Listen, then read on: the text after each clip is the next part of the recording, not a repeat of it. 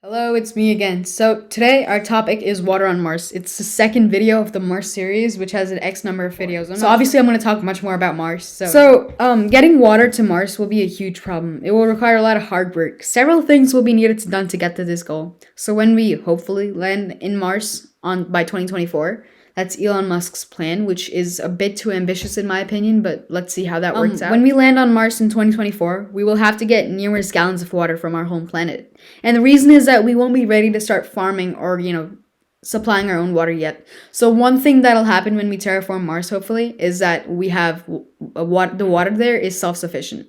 So, we don't need to get water from Earth. The water supply that we get from Earth might be able to keep the original inhabitants for the span of 1 to 2 years. The supply might be a bit too less, but it'll have to work. Scientists and engineers by then should find a way to dig into the poles and extract out whatever they can, but not too much. The water can be used to grow plants, and I'll get more into detail about that later. And the plants would be lettuce, which will provide us with sufficient water.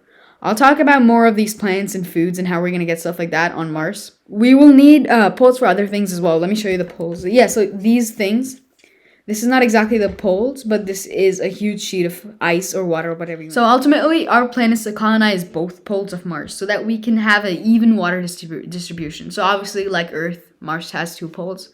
One's on the top, one's below. Obviously, this image doesn't show it because this is an illustration, not a real image, obviously.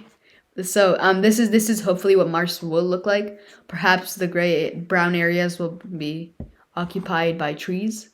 But anyways, let's move on.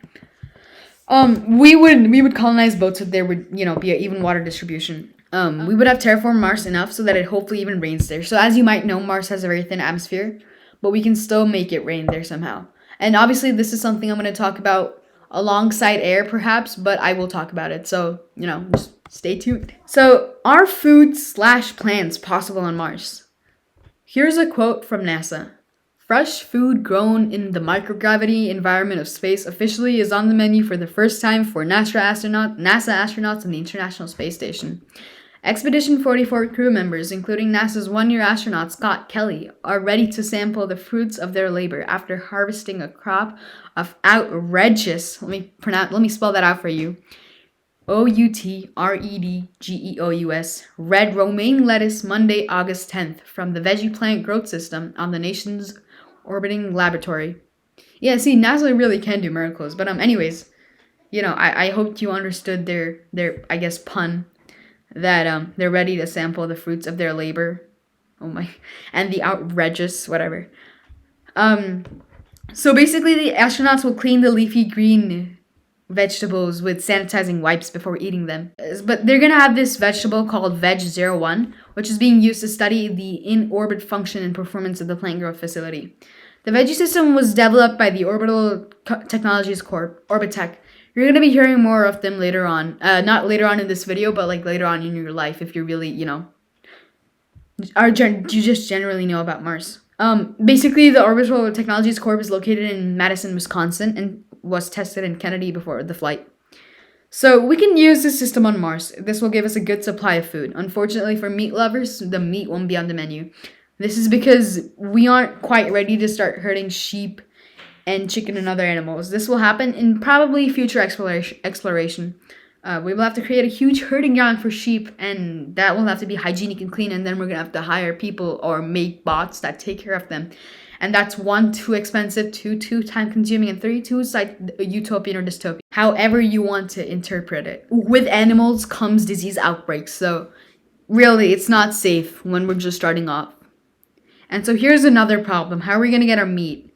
It's not just that, people love meat. It's also a good source of protein. And meat isn't the only thing that gives us protein, so I don't think it will be too much of a threat. But at one point, meat or milk or something like that is vital for our body. But we'll have to figure something out. Also, the one last thing, we're gonna have to be on a balanced diet in space. Which would mostly be of veggies, so I think we're set for that. We would have to obviously export bread and stuff like that from Earth. I don't expect yeast fermentation in the first year of space exploration. But anyways, we will also have to work out because our bodies will need to adapt to space, and that's just general health knowledge that you probably know about Mars already.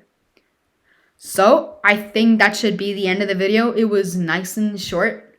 I think that I'm quite excited for food and water possibilities on Mars, but I would say I'm even more excited about how we're gonna properly terraform Mars.